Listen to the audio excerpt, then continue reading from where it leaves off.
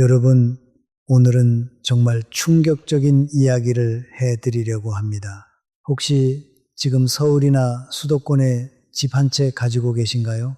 그러면 잠깐 하던 일 멈추시고 이 영상 끝까지 들어보셔야 합니다. 왜냐하면 여러분이 평생 모은 그 집 한 채 때문에 자식들이 억대의 세금 고지서를 받을 수 있기 때문입니다.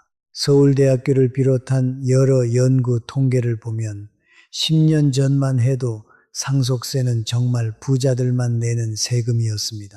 돌아가시는 분이 한 해에 30만 명이 넘는데 그 중에 상속세를 낸 분은 6천 명 남짓이었어요.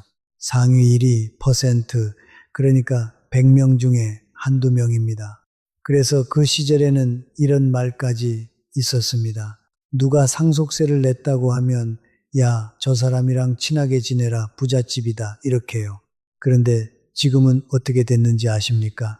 한 해에 36만 명 정도가 돌아가시는데 그 중에 2만 명이 넘는 분들이 상속세를 내고 계십니다.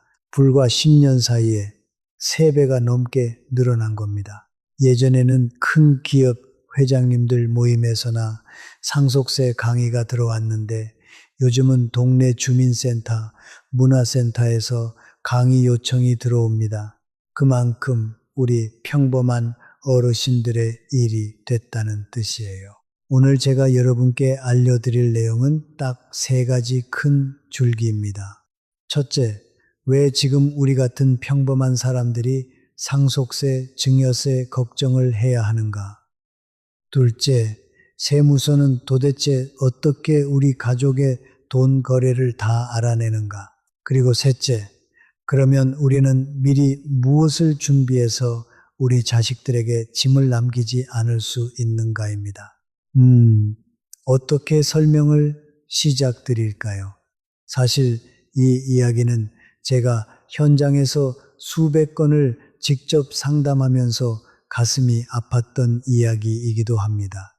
돈 이야기 같지만 사실은 우리 가족 이야기예요. 그러니 천천히 편하게 들어주시면 됩니다.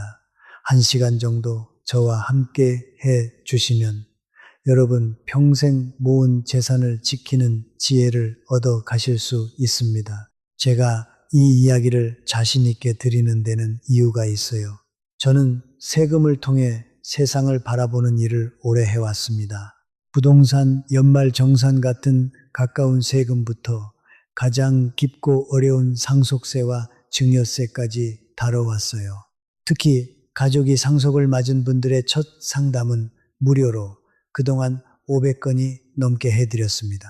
그러다 보니 책에 적힌 법조문이 아니라 진짜 현장에서 벌어지는 일들을 누구보다 많이 봤어요.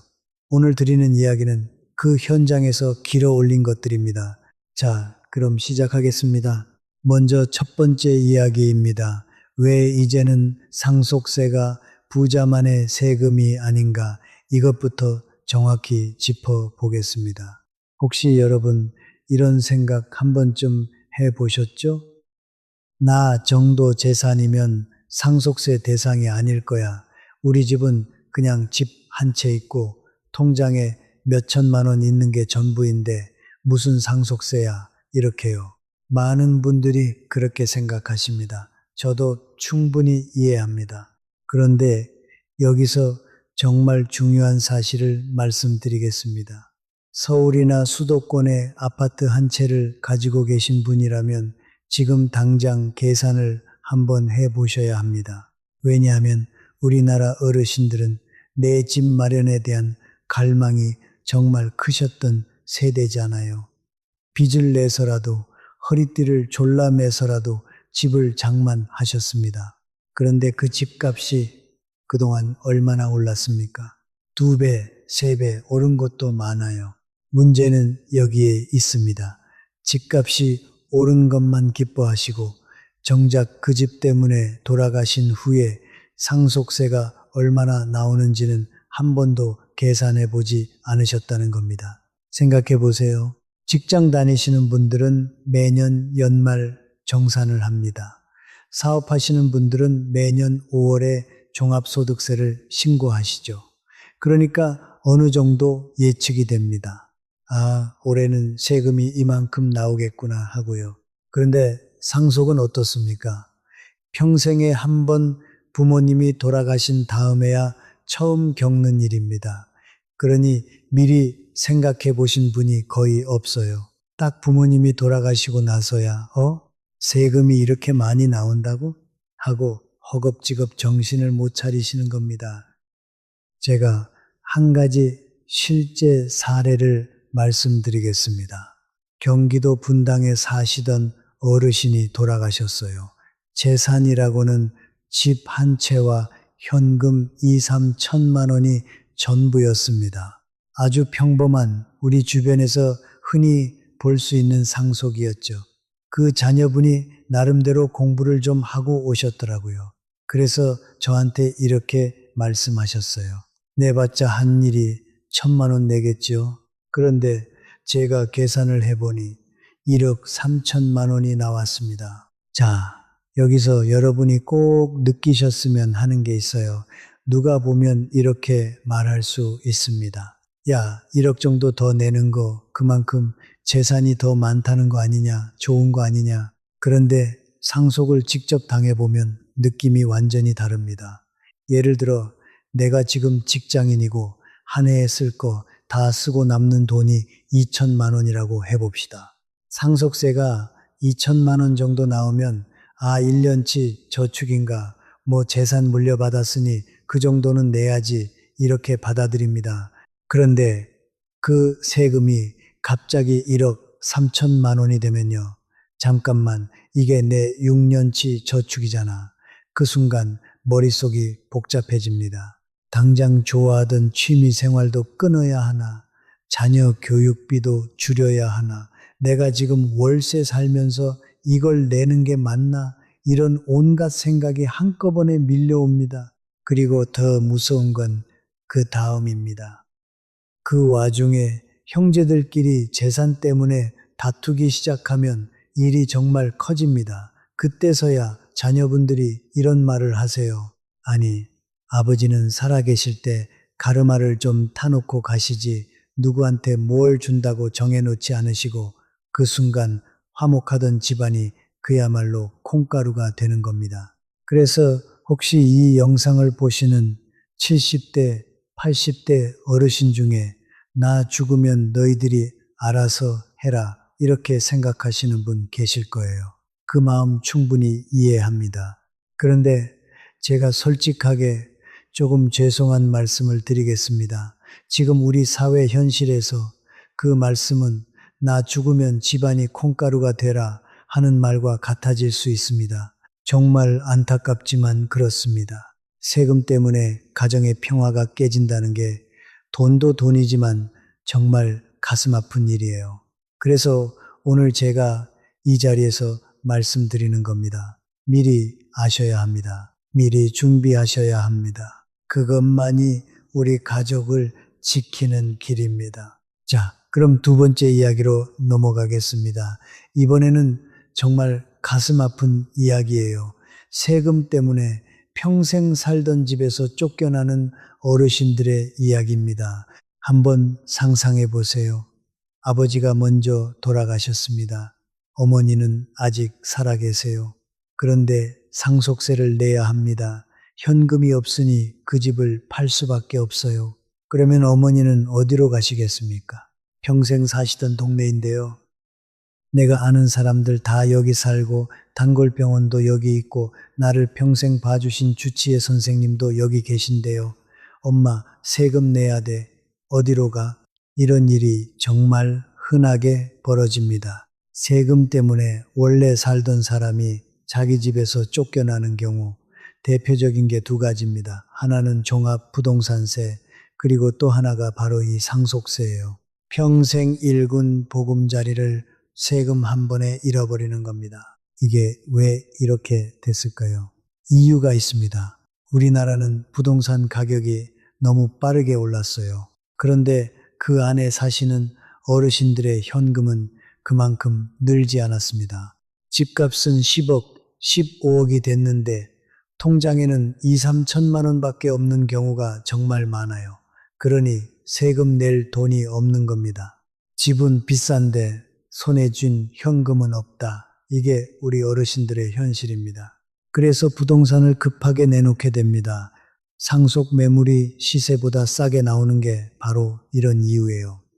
빨리 팔아서 세금을 내야 하니까요. 그런데 더 무서운 건 그게 잘 팔리지도 않는다는 겁니다. 요즘 같은 양극화 시대에는 수익성 좋고 입지 좋은 부동산만 팔리지 어중간한 물건은 몇 달이 지나도 연락 한 통이 없어요. 그러면 어떻게 됩니까? 자녀분들이 처음엔 이렇게 생각합니다. 아, 상속 일어나면 그때 집 팔아서 세금 내면 되지. 그런데 막상 닥치니까 부동산에 내놨는데 사겠다는 사람이 없는 거예요. 내가 알던 이야기랑 다른데 그럼 어떻게 하느냐? 결국 연부연납이라는 제도를 씁니다. 세금을 한 번에 못 내니까 10년에 걸쳐 나눠 내는 거예요. 그런데 이게 또 공짜가 아닙니다. 나눠내는 동안 이자가 붙어요. 연 3.1% 정도의 이자가 세금에 또 얹어집니다. 매년 4, 5억씩 세금을 내야 하는데 거기에 이자까지 1억이 넘게 붙는 겁니다. 일반적인 상속인의 주머니 사정으로는 이걸 매년 감당한다는 게 정말 불가능에 가까워요. 집은 안 팔리고 세금은 매년 나오고 이게 얼마나 답답하겠습니까? 그래서 제가 꼭 드리고 싶은 말씀이 있어요. 지금 집 한 채 가지고 계신 어르신들, 제발 이것만은 미리 계산해 보세요. 내가 돌아가시면 우리 자식이, 우리 배우자가 이 집 때문에 세금을 얼마나 내야 하는지, 그리고 그 세금을 낼 현금이 우리 집에 있는지, 이 두 가지만 미리 점검하셔도 사랑하는 가족이 집에서 쫓겨나는 비극은 막을 수 있습니다. 이제 세 번째 이야기입니다. 이건 정말 제가 현장에서 가장 많이 본 안타까운 장면이에요. 바로 돈 때문에, 정확히는 상속 재산 때문에 형제가 원수가 되는 이야기입니다. 여러분, 형제끼리 재산 다툼은 100억쯤 돼야 일어난다고 생각하시죠? 저도 예전에는 강의할 때 농담 삼아 그렇게 말했어요. 30억 넘으면 싸우신다. 50억 넘으면 경찰까지 부르신다. 100억 넘으면 차라리 조용하다. 어차피 법원으로 가니까 이렇게요. 그런데 요즘은 완전히 달라졌습니다. 법원 소송 통계를 보면요. 상속재산 1억 원 때문에 다투는 경우가 전체의 80%가 넘습니다. 그리고 2천만 원, 정말 2천만 원 때문에 싸우는 경우가 절반이 넘어요. 많은 분들이 놀라십니다. 아니, 그 정도 돈 가지고 형제끼리 싸운다고? 네, 정말 그렇습니다. 왜 그럴까요? 여기에 정말 중요한 핵심이 있어요. 상속은 혼자 내는 세금이 아니에요. 울타리 세금입니다. 한 가족, 한 형제가 다 같이 머리를 맞대야 하는 문제예요. 그런데 이게 감정이 조금만 어긋나면 갑자기 3, 40년 전 이야기가 다 튀어나옵니다. 예를 들면 이런 식이에요. 동생이 그래요. 엄마, 나 초등학교 3학년 때 기억나? 나는 운동화 사고 싶다고 했는데 오빠 학원 보낸다고 안 사줬잖아. 이번엔 내가 재산 좀 더 받아야지. 이렇게 한 3, 40년 전 이야기가 소환되기 시작하면 그때부터는 며칠 밤을 새워도 끝이 안 납니다. 그래서 2천만 원 가지고도 싸우는 거예요. 그 다음엔 또 뭐가 문제냐면 돌아가신 아버지의 중고 자동차 500만 원도 안 하는 그 차를 누가 가져가느냐를 두고 또 몇 달을 싸웁니다. 돈의 액수가 문제가 아니에요. 과거의 서운함이, 묵은 감정이 다 터져 나오는 겁니다. 정말 무서운 세금이죠. 그래서 저는 이렇게 말씀드려요. 돈의 액수가 적다고 안심하지 마세요. 오히려 적을수록 더 치열하게 싸우는 경우가 많습니다. 그러니 부모님 살아계실 때 미리미리 가족이 함께 이야기를 나누셔야 합니다. 누구에게 무엇을 줄지, 왜 그렇게 하는지 이걸 부모님 입으로 정리해 놓으셔야 돌아가신 다음에 형제들이 등을 돌리지 않습니다. 이게 돈보다 100배, 1000배 중요한 일이에요. 그런데 여기서 한 가지 우리 부모 마음을 먼저 헤아려 봐야 할 게 있어요. 왜 부모는 무리를 해서라도 자식에게 돈을 주려고 할까요? 이유가 있습니다. 요즘 집값이 막 올라가니까 자녀들이 이런 생각을 합니다. 내 월급 받아서는 평생 집을 못 사겠다. 그러면 결혼은 무슨 결혼이야? 아이 낳는 건 또 어떻게 하고? 이렇게 다 포기해버리는 거예요. 그걸 지켜보는 부모 마음이 얼마나 아프겠습니까? 그래서 그냥 자녀에게 보태주는 겁니다. 우리나라 60대 이상 어르신들이 전체 자산의 절반 가까이를 가지고 계시고 정작 20, 30대는 자산이 거의 없으니까요. 그 마음 저는 충분히 이해합니다. 그런데 바로 그 따뜻한 마음 때문에 사고가 납니다. 가장 조사가 많은 게 자녀의 주택 취득 자금이에요. 부모님 마음을 세무서도 다 압니다. 집값 오르니까 자녀에게 보태주고 싶은 마음, 그걸 알기 때문에 더 집중해서 봐요. 그러니 주는 건 좋은데 반드시 정해진 테두리 안에서 주셔야 합니다. 그리고 또 이런 생각하시는 분 계실 거예요. 주택 취득은 조사가 많다니까 전세 자금을 주면 안 걸리겠지. 그것도 곧 막힙니다. 이게 패턴이 있어요. 양도소득세 중과가 시작되면 주택 거래량이 확 줄어듭니다. 거의 절반으로 줄어요. 그러면 사람들이 집을 바로 못 사니까 우선 전세 자금을 줘서 두어 바퀴 돌리다가 나중에 집을 사게 하려고 합니다. 그래서 하반기에는 이 전세 자금 쪽으로 조사가 집중되는 경향이 있어요. 전세 보증금도 이제 다 드러납니다. 보증금이 일정 금액을 넘고 월세도 일정 금액을 넘으면 전부 신고하게 되어 있어요. 그러니 전세로 우회하면 안 걸릴 거라는 생각, 그것도 옛날 이야기입니다. 결국 큰돈이 움직이면 우리나라는 거의 다 주택과 관련된 일이라 조사망을 피하기가 어려워요. 자, 그러면 이렇게 조심하라는 말만 들으면 답답하시죠? 도대체 어떻게 하면 합법적으로 마음 편하게 도와줄 수 있느냐? 그 방법을 이제부터 하나하나 알려드리겠습니다. 그 출발점이 바로 부모에게 돈을 빌리는 방법이에요. 자, 이제 본격적으로 실전 이야기로 들어가 보겠습니다. 네 번째 이야기예요. 혹시 예전에 뉴스에서 이런 거 보신 적 있으세요? 어떤 고위 공직자의 자녀가 부모에게 6억 5천만 원이라는 큰 돈을 받았는데 증여세를 한 푼도 안 냈다. 이게 도대체 어떻게 가능한 일일까요? 오늘 그 비밀을 풀어드리겠습니다. 핵심은 이겁니다. 법에서는 부모에게 돈을 빌려도 된다고 봐요. 그리고 일정 금액까지는 무이자로 빌려도 증여세를 매기지 않습니다. 우리 세법에서는 적정 이자율이라는 걸 정해놨어요. 대략 4.6% 정도로 봅니다. 그런데 여기에 또 하나의 규칙이 있어요. 돈을 빌려주고 받기로 한 이자가 적정 이자보다 너무 낮아서 그 차이가 한 해에 1,000만 원이 넘으면 그 차이만큼을 증여로 보고 세금을 매기겠다는 겁니다. 그러면 거꾸로 계산이 됩니다. 2억 1,700만 원 정도까지는 적정 이자율 4.6%를 다 적용해도 연 이자가 딱 1,000만 원 정도밖에 안 나와요. 그러니까 이 금액까지는 이자를 0원으로 해도, 즉 무이자로 빌려도 추가로 낼 세금이 없는 겁니다.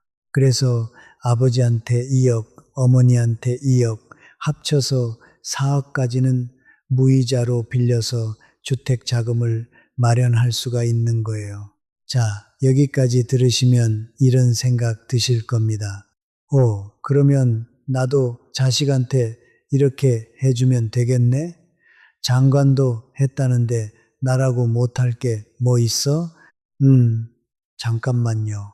제가 솔직하게 말씀드리겠습니다. 법으로는 맞아요.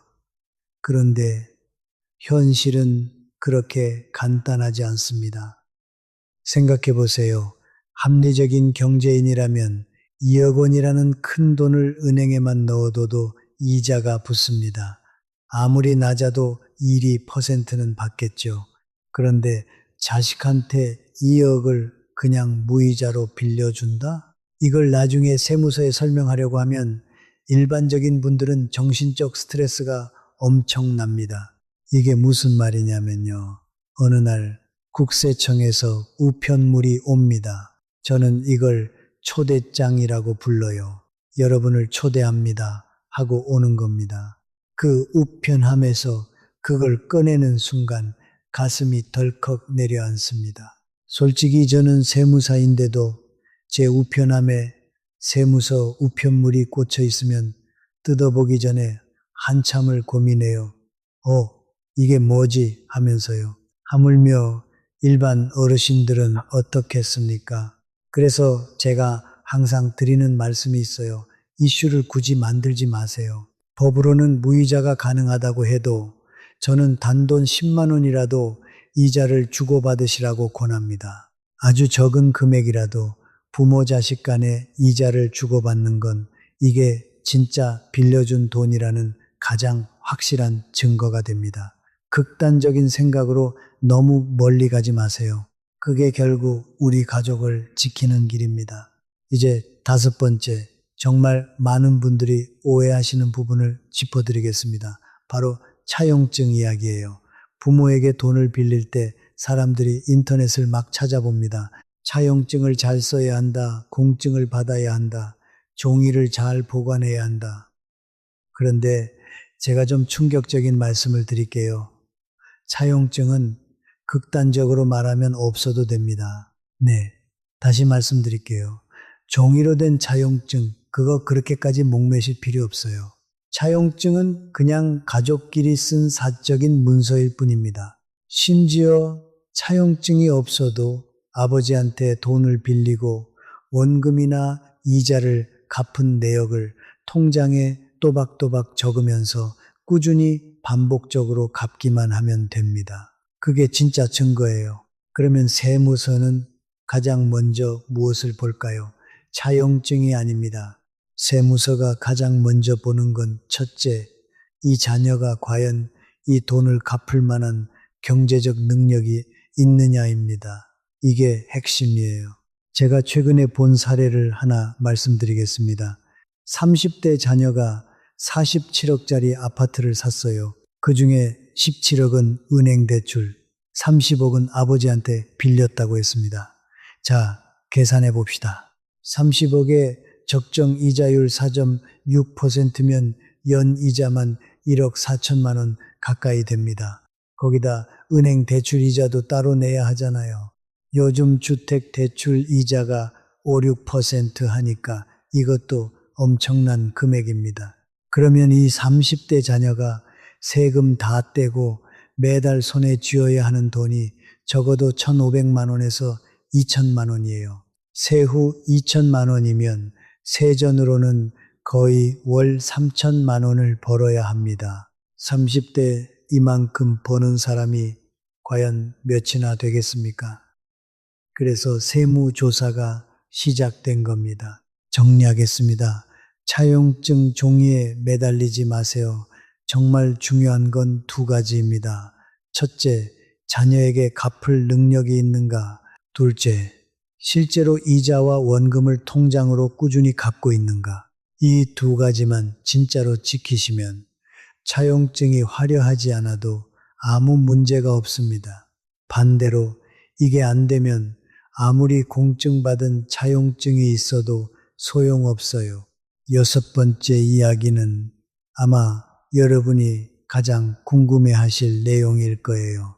도대체 세무서는 우리 가족의 돈 거래를 어떻게 그렇게 다 알아낼까요? 정말 신기할 정도입니다. 세무서에는 PCI 기법이라는 게 있어요. 어려운 말 같지만 쉽게 설명드릴게요. 첫째, 이 사람의 재산이 얼마나 늘었는지를 봅니다. 둘째, 이 사람이 지난 몇 년간 돈을 얼마나 썼는지를 봐요. 셋째, 이 사람이 번 소득이 얼마인지를 봅니다. 그리고 이 셋을 더하고 빼보는 거예요. 재산이 늘어난 것에 쓴 돈을 더하고 거기서 번 돈을 빼봅니다. 그랬더니 차이가 너무 크다? 자, 너 이 돈 어디서 났어? 이렇게 들어오는 겁니다. 특히 요즘 조사의 거의 100%는 주택을 살 때 그 자금이 어디서 났느냐를 보는 조사예요. 가장 많이 걸리는 게 30대입니다. 30대가 30억짜리 고가 주택을 사면 거의 100% 조사가 나온다고 보시면 됩니다. 상식적으로 30대가 자기 힘으로 30억짜리 집을 산다는 게 웬만해서는 힘들잖아요. 자, 그러면 이런 분 계실 거예요. 나는 그런 초고가 주택 안 사. 우리 애는 그냥 10억짜리 살 거야. 그런데요, 자녀가 받는 월급이 거의 최저시급 수준이라고 해봅시다. 그러면 그 자녀가 부모님께 이자를 다 갚고 나면 본인 생활비는 어떻게 합니까? 세무서는 바로 이 점을 잡습니다. 너는 그러면 월급 받아서 전부 빚 갚는 데 쓰고 정작 네 생활비는 엄마 카드로 쓴 거 아니냐 이렇게요. 그런데 이걸 어떻게 알아낼까요? 정말 간단합니다. 혹시 연말 정산 간소화 서비스 아시죠? 거기에는 1년 동안 쓴 신용카드 사용 내역이 다 나옵니다. 우리가 신용카드 공제받겠다고 그걸 다 신고하잖아요. 그러니까 자료가 다 있는 거예요. 이걸 어떻게 매칭하는지 보세요. 예전에는 자녀의 연봉이 5, 6천만 원이라 매년 신용카드를 한 2천만 원 정도 썼어요. 그런데 갑자기 올해부터 자녀의 신용카드 사용 내역이 0원이 됩니다. 그리고 동시에 엄마는 평소에 카드를 안 쓰시다가 갑자기 몇 천만 원이 늘어나요. 이걸 딱 맞춰보는 겁니다. 아, 자녀 생활비를 엄마가 카드로 대신 내줬구나. 이게 다 잡힙니다. 마음만 먹으면 정말 다 보여요. 죽음과 세금은 피할 수 없다는 말이 괜히 나온 게 아닙니다. 그러니 너무 쉽게 생각하지 마세요.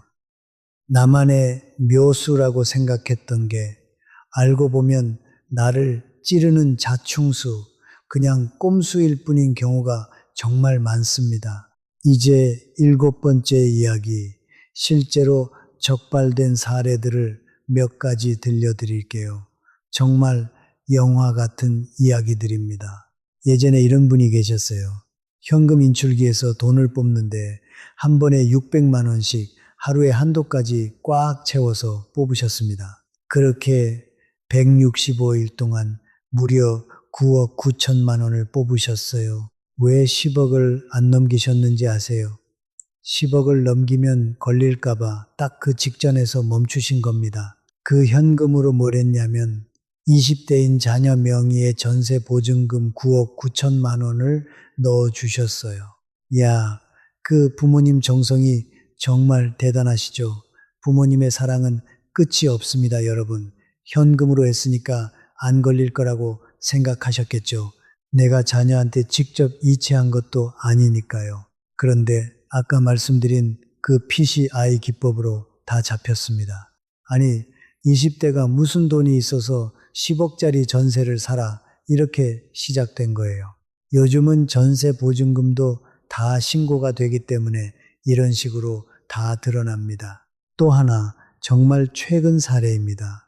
할아버지가 손주의 주택 청약 통장에 매달 2만 원씩 120번을 넣어주셨어요. 10년 동안요. 다 합치면 240만 원입니다. 손주 사랑하는 마음이죠. 그런데 이게 어떻게 됐는지 아세요?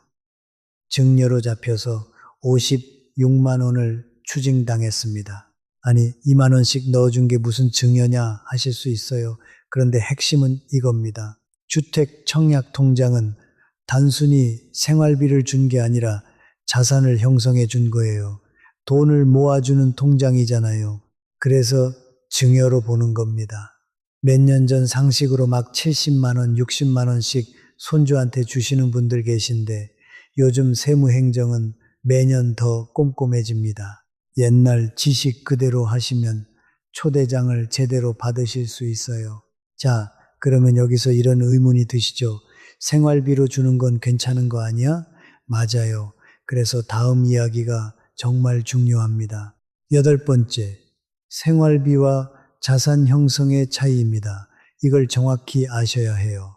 다행히 좋은 소식부터 말씀드릴게요. 아직 경제적 능력이 없는 자녀나 부양하고 있는 가족에게 주는 생활비는 웬만하면 사회 통념상 인정이 됩니다. 그러면 생활비는 도대체 얼마까지 줘도 될까요? 놀라지 마세요. 올해 1,000만 원을 줘도 됩니다. 단, 여기에 결정적인 조건이 하나 있어요. 생활비는 그때그때 다 써서 없어져야 합니다. 일시적으로, 소모적으로 다 쓰는 게 생활비예요. 그런데 그 돈을 안 쓰고 모아뒀다가 주식을 사거나 모아뒀다가 집을 사면 그 순간 그건 생활비가 아니라 자산을 형성한 게 됩니다. 그러면 바로 증여세가 매겨져요. 이 차이를 꼭 기억하세요. 쓰고 없어지면 생활비, 모아서 자산이 되면 증여. 아까 그 손주 청약 통장이 왜 증여로 잡혔는지 이제 이해되시죠? 통장에 차곡차곡 쌓였으니까요. 반대로 손주가 학원 다니고 밥 먹고 옷 사 입는 데 쓴 돈은 생활비라 괜찮습니다. 이 선만 정확히 지키시면 가족끼리 정을 나누면서도 세금 걱정 없이 지내실 수 있어요. 이제 9번째 이야기입니다. 지금까지는 조심해야 할 이야기였다면 이제부터는 정말 도움이 되는 합법적으로 절약하는 방법을 알려드릴게요. 바로 미리 증여하는 지혜입니다. 먼저 기본부터 말씀드릴게요. 성인이 된 자녀에게는 10년 동안 5천만 원까지 세금 없이 증여할 수 있습니다. 미성년 자녀에게는 10년 동안 2천만 원까지요. 그런데 여기에 더해서 정말 좋은 제도가 새로 생겼어요. 바로 결혼과 출산에 대한 공제입니다. 자, 천천히 설명드릴게요. 혼인신고일을 기준으로 그 앞뒤 2년 동안 부모나 조부모로부터 결혼자금으로 1억 원을 추가로 받을 수 있습니다. 또는 아이가 태어났다면 아이 태어난 후 2년 이내에 1억 원을 받을 수 있어요. 이 두 가지를 합쳐서 최대 1억 원까지요. 그러면 계산해 봅시다. 기본 공제 5천만 원에 결혼 출산 공제 1억 원을 더하면 한 사람당 1억 5천만 원입니다. 신랑이 1억 5천, 신부가 1억 5천을 받으면 합쳐서 3억 원이에요. 요즘 우리나라 결혼 평균 자금이 딱 3억 원 정도라고 하더라고요. 그러니 이걸 잘 활용하면 세금 한 푼 없이 신혼을 시작할 수 있는 겁니다. 그런데 제가 한 가지 안타까운 점을 말씀드릴게요. 많은 분들이 꼭 결혼 직전에야 부랴부랴 이 일을 하십니다. 그러다 사고가 나요. 실제로 주택 살 때 세무조사가 가장 많이 나온 게 바로 신혼부부였어요. 민원도 많았습니다. 아니, 신혼부부가 부모님 도움받아서 집도 못 사느냐고요. 그래서 이 결혼 출산 공제가 생긴 거예요. 그러니 미리미리 하세요. 꼭 결혼할 때까지 기다리지 마시고 자녀가 20살 됐을 때라도 조금씩 시작하시는 게 좋습니다. 우리 사회는 근로소득으로 자본소득을 따라가기가 너무 힘들어요. 월급 모아서 집값 오르는 속도를 따라잡기가 어렵잖아요. 그러니 자산 형성을 조금씩이라도 미리 도와주셔야 합니다. 이제 10번째 이야기로 자연스럽게 넘어가겠습니다. 그러면 그 미리 증여하기를 누가 언제 하면 가장 좋을까요? 제가 정말 강조하고 싶은 게 있어요. 손주에게 아주 어릴 때부터 시작하시라는 겁니다. 생각해 보세요. 미성년 자녀나 손주에게는 10년에 2천만 원까지 세금 없이 줄 수 있어요. 그러면 아이가 태어나자마자 통장을 만들어서 2천만 원을 넣어주세요. 그리고 10살이 됐을 때 또 2천만 원, 20살에 5천만 원, 30살에 또 5천만 원 이렇게 차곡차곡 주면 단순 합계로도 1억 4천만 원입니다. 여기에 물가 상승률 4%만 반영해도 그 가치는 2억 3, 4천만 원이 돼요. 그런데 여기서 현실적인 문제가 있어요. 3, 40대 부모가 이걸 해주기는 사실 힘듭니다. 당장 기저귀 값도 빠듯한 시기잖아요. 그래서 누가 해주시면 좋으냐? 바로 할아버지, 할머니입니다. 우리나라 60대 이상 어르신들이 전체 자산의 45% 이상을 가지고 계세요. 그러니 손주 사랑하는 마음으로 조부모님이 직접 통장을 만들어 주시는 겁니다.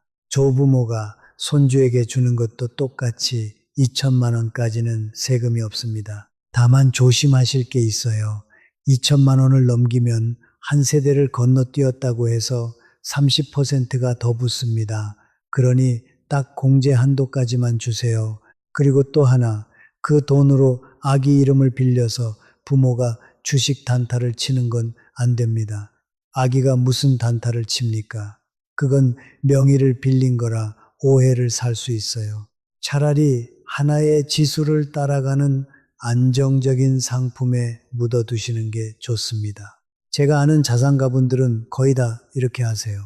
실제로 이번에 우리 주식시장이 정말 좋았잖아요. 2천만 원을 증여해드렸더니 그게 8천만 원이 된 경우도 있어요. 자녀가 6천만 원을 합법적으로 번 셈이죠. 미리 시작하는 게 이렇게 큰 차이를 만듭니다. 이제 11번째 이야기, 이건 부부가 꼭 함께 들으셔야 합니다. 바로 부부간 자산 분산의 중요성이에요. 제가 지금 진행하고 있는 안타까운 사례를 하나 말씀드릴게요. 남편 명의로만 상속재산이 140억이었습니다. 아내 명의로는 한 푼도 없었어요. 그런데 그 재산 두 분이 평생 함께 일군 거잖아요. 예전에는 다 그러셨죠. 돈 벌면 살림은 아내가 하고 이상하게 재산 명의는 다 남편 앞으로 현장에 직접 가야 무시 안 당한다고 부동산도 다 남편 명의로 하셨던 겁니다. 그런데 이게 얼마나 큰 차이를 만드는지 아세요? 140억이 전부 한 사람 명의면 상속세가 거의 50억이 나옵니다. 그런데 이걸 부부가 미리 나눠 가지고 있었다면 세금이 훨씬 줄어들었을 거예요. 막상 돌아가시고 나니까 후회하시는 거죠. 아니, 당연히 몰랐지 하시면서요. 더 안타까운 건 이분들은 현금성 자산이 2억도 안 됐다는 거예요.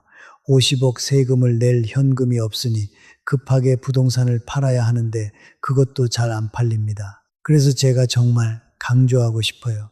부부가 평생 함께 일군 재산이라면 명의도 미리미리 나눠두세요. 한쪽으로 몰아두면 나중에 남은 배우자와 자녀가 그 세금을 다 떠안게 됩니다.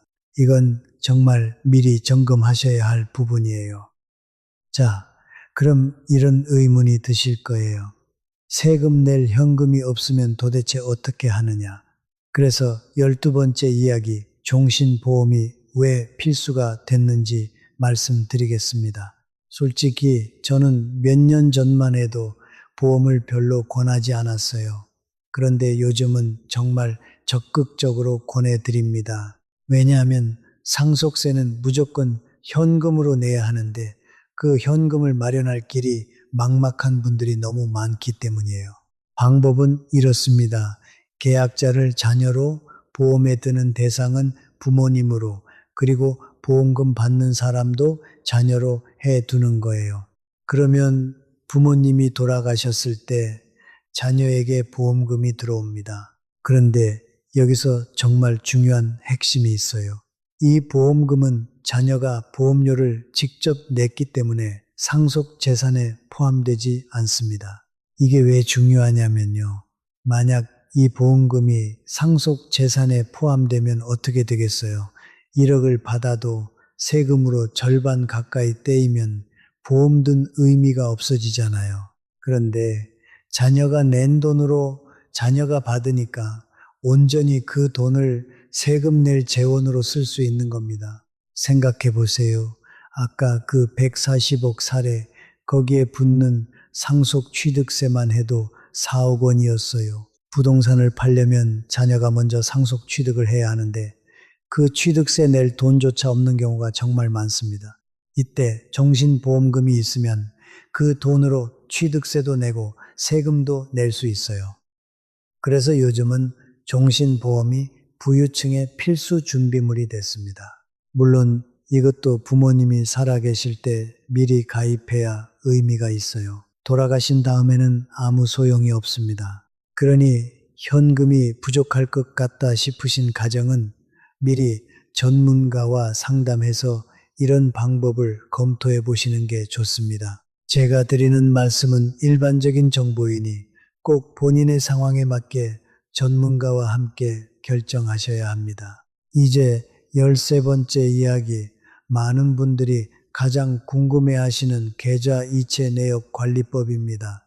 먼저 한 가지 오해를 풀어 드릴게요. 다른 곳에서 이런 공포 마케팅 많이 보셨을 거예요.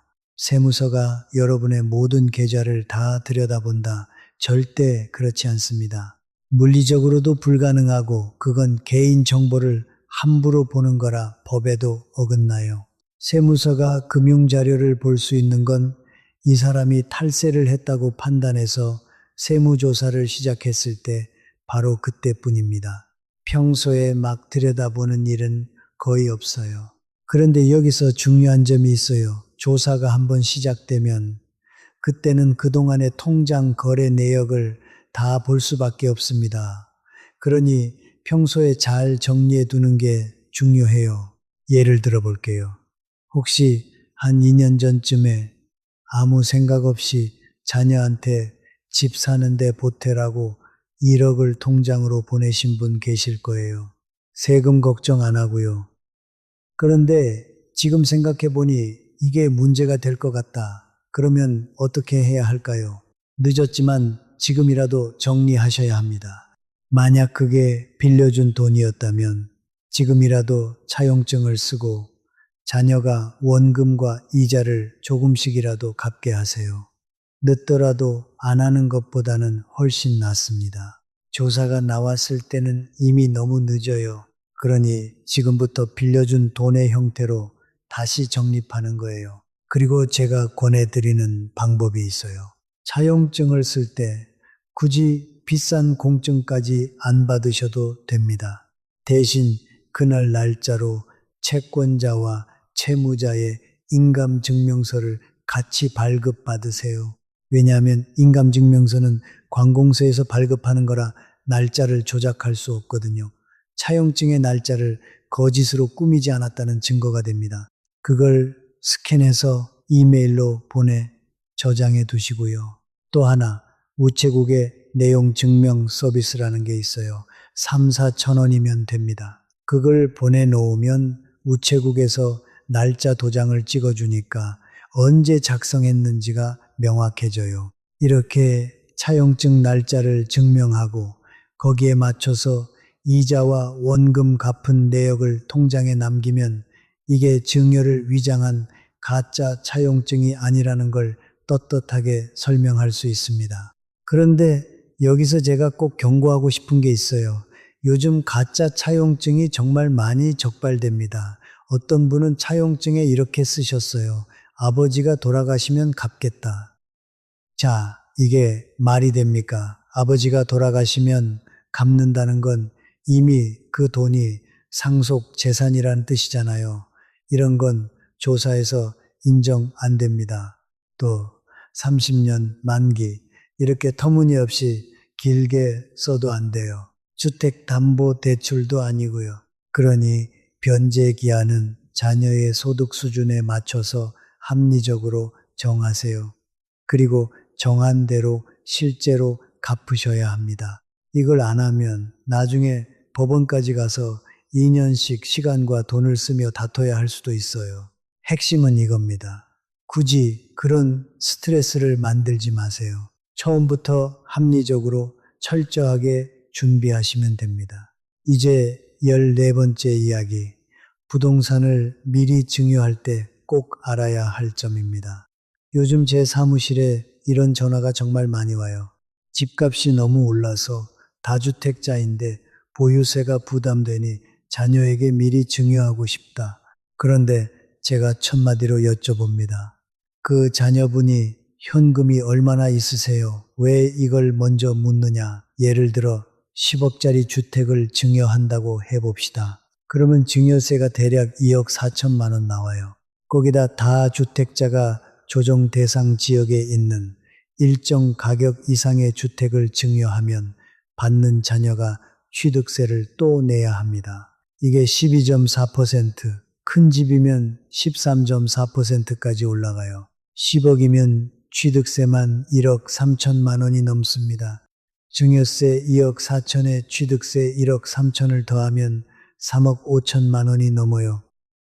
자, 그러면 자녀가 그 3억 5천만 원을 들고 증여를 받겠습니까? 거의 그 돈이 없죠. 그래서 제가 말씀드려요. 자녀가 돈이 없으면 부동산 증여는 생각도 하지 마시라고요. 취득세조차 감당이 안 되는 경우가 대부분입니다. 물론 방법이 아주 없는 건 아니에요. 순수하게 증여만 받으면 그 주택은 토지거래 허가를 안 받아도 되는 경우가 있어서 자녀가 받자마자 전세를 줄 수 있어요.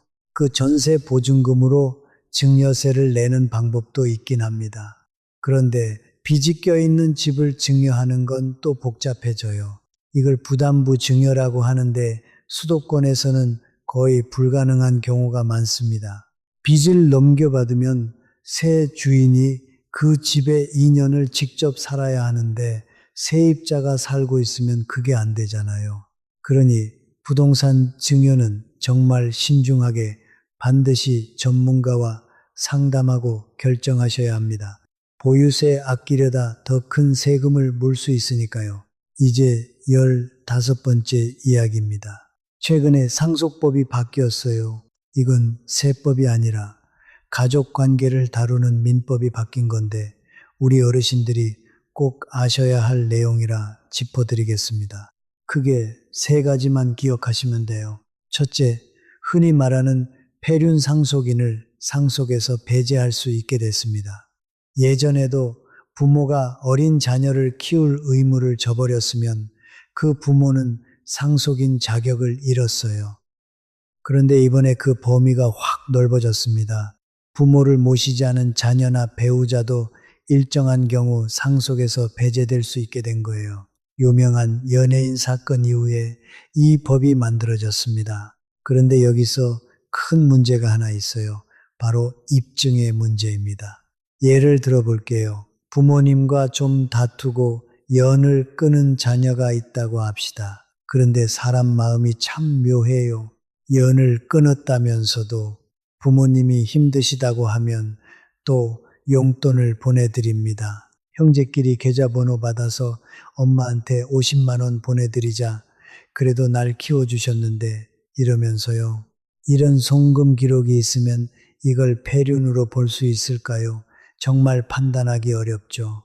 그래서 저는 이 법이 제대로 자리 잡으려면 적어도 5년은 지나서 많은 판례가 쌓여야 한다고 봅니다. 둘째, 특별히 효도한 자녀에 대한 부분이 정리됐어요. 예를 들어 둘째 딸이 부모님을 정성껏 모셨다고 합시다. 그래서 부모님이 살아계실 때 미리 재산을 좀 더 주셨어요. 그런데 부모님 돌아가신 다음에 평소 거들떠보지도 않던 다른 형제들이 갑자기 나타나서 그 미리 받은 재산까지 다시 합쳐서 나누자고 하는 경우가 있었어요. 그러면 효도한 사람이 억울하잖아요. 내가 간병비 쓰고 고생했는데 이게 뭐냐고요. 그래서 이제는 그런 특별한 기여를 인정해서 미리 받은 부분을 빼고 나머지만 나누도록 바뀌었습니다. 셋째, 유류분 문제입니다. 유류분이라는 건 상속인이라면 최소한 받을 수 있는 몫을 말해요.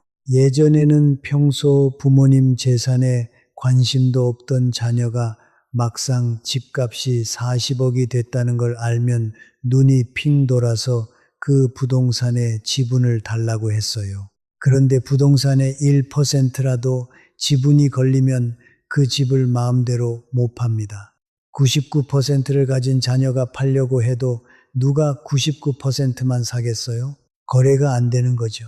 그래서 이제는 부동산 지분으로 다투지 말고 돈으로 정산하도록 바뀌었습니다. 기업의 비상장 주식도 마찬가지예요.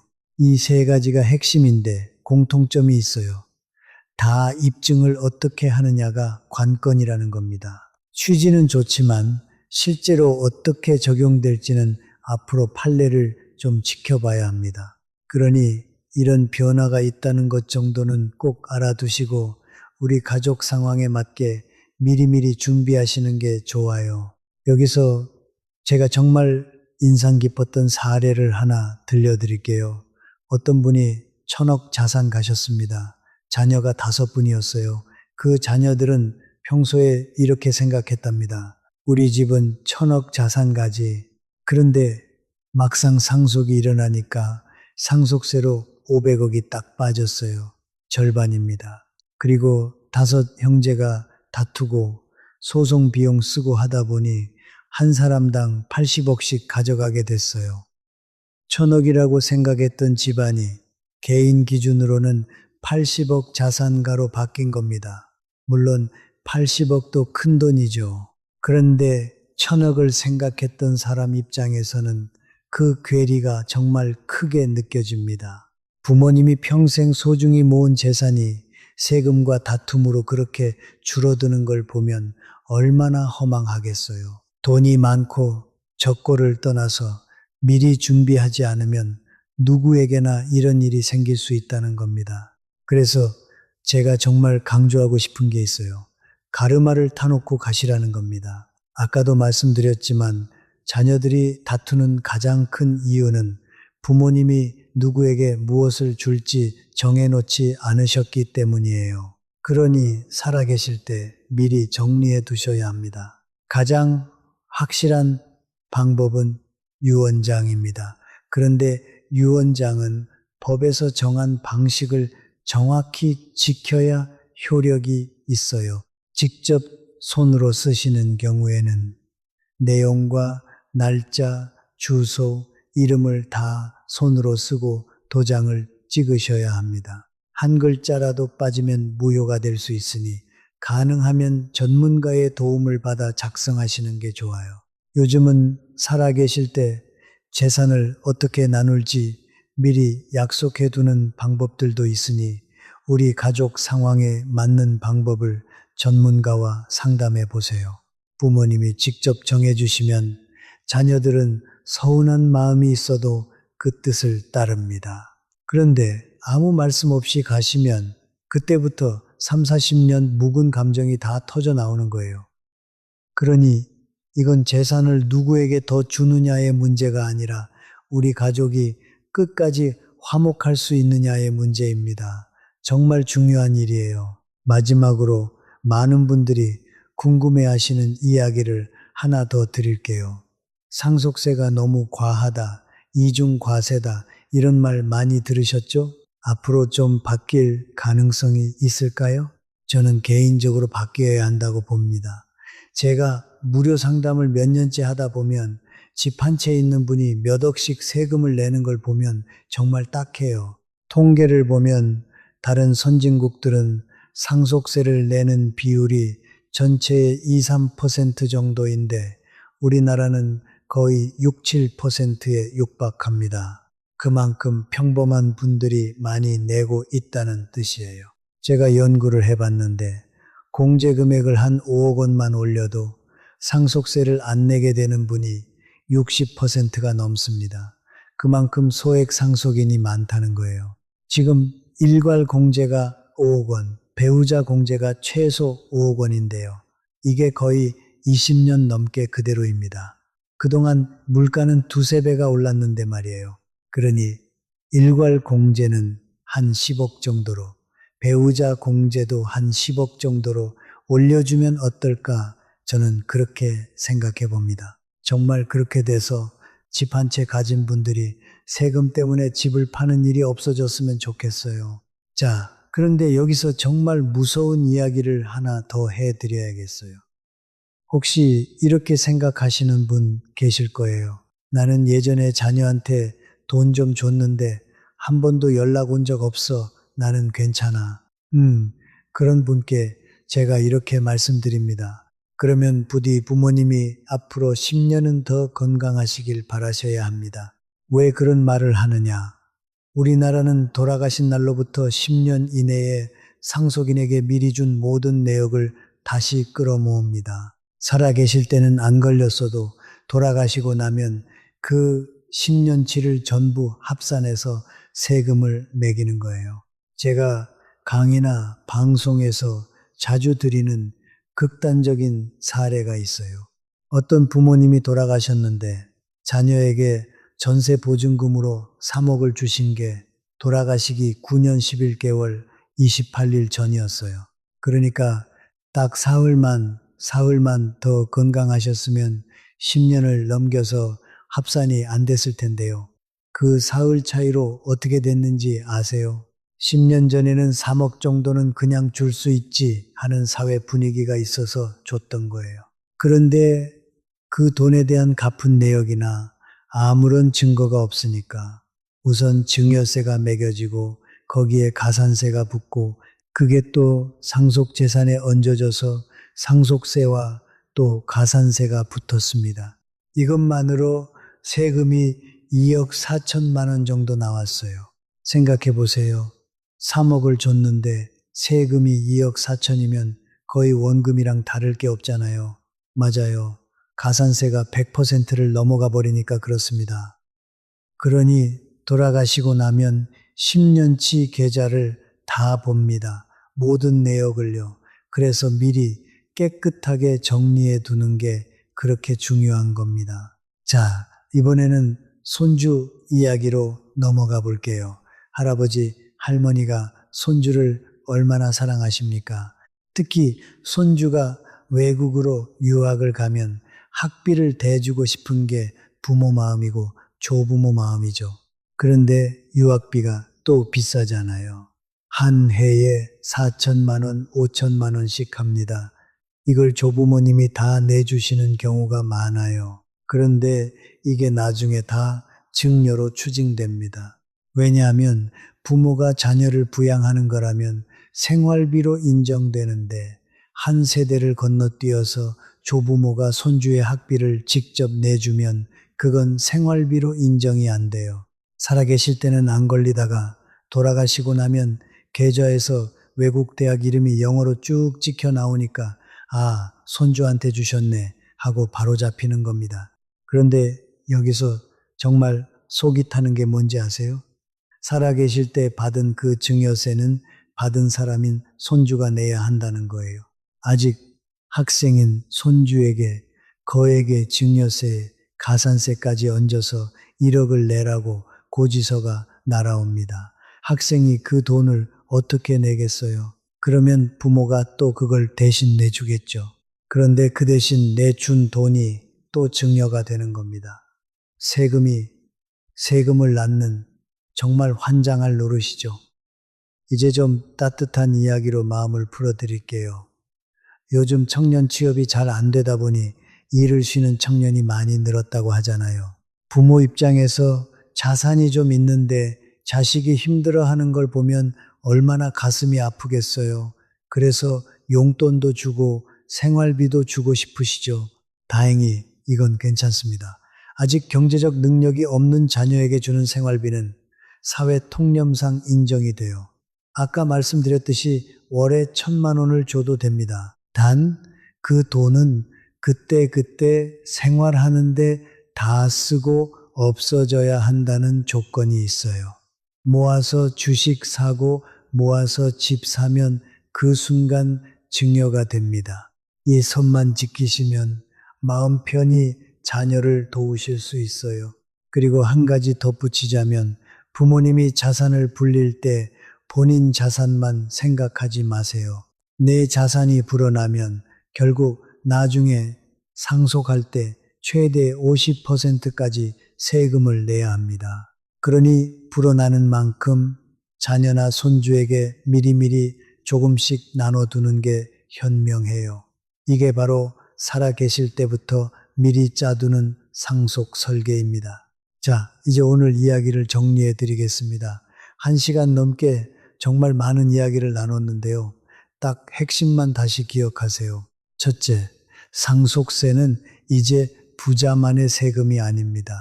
서울 수도권에 집 한 채만 있어도 억대 세금이 나올 수 있어요.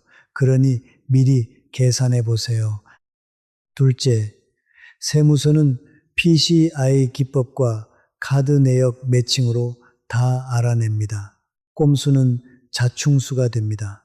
정직하게 통장에 기록을 남기며 거래하세요. 셋째, 미리 증여하세요. 손주가 태어나자마자 조부모님이 10년마다 공제 한도까지 차곡차곡, 이게 가장 확실한 절세입니다. 오늘 나눈 이야기를 하나하나 짚어보면 이렇습니다. 서울 수도권에 집 한 채만 있어도 상속세가 억대로 나올 수 있다는 것. 현금이 없으면 평생 살던 집을 팔고 배우자가 쫓겨나는 비극이 생긴다는 것. 그리고 2천만 원 때문에도 형제가 등을 돌린다는 것을 말씀드렸죠. 또 부모에게 이억까지는 무이자로 빌릴 수 있지만 단돈 10만 원이라도 이자를 주고받는 게 안전하다는 것. 차용증 종이보다 자녀의 갚을 능력과 실제 상환 내역이 중요하다는 것. 세무서는 PCI 기법과 신용카드 내역 매칭으로 다 알아낸다는 것도 기억하세요. 현금 인출기에서 9억을 뽑은 분도 손주 청약 통장에 2만 원씩 넣은 할아버지도 다 잡혔습니다. 생활비는 쓰고 없어지면 괜찮지만 모아서 자산이 되면 증여가 된다는 것. 결혼과 출산 공제로 부부가 합쳐 3억까지 받을 수 있다는 것. 손주가 태어나자마자 조부모님이 10년마다 공제 한도까지 차곡차곡 넣어주는 게 가장 확실한 절세라는 것. 부부가 재산 명의를 미리 나눠야 한다는 것. 현금이 부족할 것 같으면 종신보험을 미리 검토하라는 것. 그리고 돌아가신 날로부터 10년 이내의 모든 증여는 다시 합산된다는 것까지요. 그러니 오늘부터 딱 3가지만 실천해 보세요. 첫째, 내가 가진 집 때문에 상속세가 얼마 나올지, 그리고 그 세금 낼 현금이 있는지 계산해 보세요. 둘째, 자녀나 손주에게 줄 거라면 공제 한도 안에서 지금부터 미리미리 시작하세요. 셋째, 과거에 무심코 오간 큰돈이 있다면 늦었더라도 지금 차용증과 상환 내역으로 깨끗하게 정리하세요. 이 3가지만 하셔도 우리 가족을 충분히 지킬 수 있습니다. 그리고 한 가지만 더 마음에 새기세요. 상속은 돈 문제가 아니라 가족 문제입니다. 부모님 살아계실 때 미리 가족이 둘러앉아 솔직하게 이야기를 나누세요. 누구에게 무엇을 왜 주는지, 차용증이 필요하면 인감증명서와 함께 날짜를 남기시고, 현금이 부족할 것 같으면 종신보험도 미리 검토하세요. 오늘 제가 드린 말씀은 일반적인 정보이니 꼭 본인 상황에 맞게 세무사나 전문가와 상담하셔서 결정하시기 바랍니다. 여러분, 오늘 이야기가 조금 어렵고 무거우셨을 수도 있어요. 그런데 이건 우리 모두가 언젠가는 마주하게 될 일입니다. 미리 알고 준비하는 사람과 모르고 당하는 사람의 차이는 정말 큽니다. 오늘 이 영상을 끝까지 보신 여러분은 이미 그 준비를 시작하신 거예요. 도움이 되셨다면 좋아요와 구독으로 응원해 주세요. 여러분의 작은 응원이 더 많은 어르신께 이 중요한 정보를 전해드리는 힘이 됩니다. 혹시 주변에 집 한 채 가지고 계신 부모님이나 형제가 있으시면 이 영상 꼭 공유해 주세요. 미리 아는 것만으로도 우리 가족을 지킬 수 있으니까요. 댓글로 궁금한 점이나 여러분의 경험도 남겨주시면 서로에게 큰 힘이 됩니다. 오늘도 끝까지 함께 해주셔서 고맙습니다. 부디 우리 가족 모두 세금 걱정 없이 화목하게 지내시길 진심으로 바랍니다. 건강하시고 행복하세요. 다음에 더 알찬 이야기로 다시 찾아뵙겠습니다.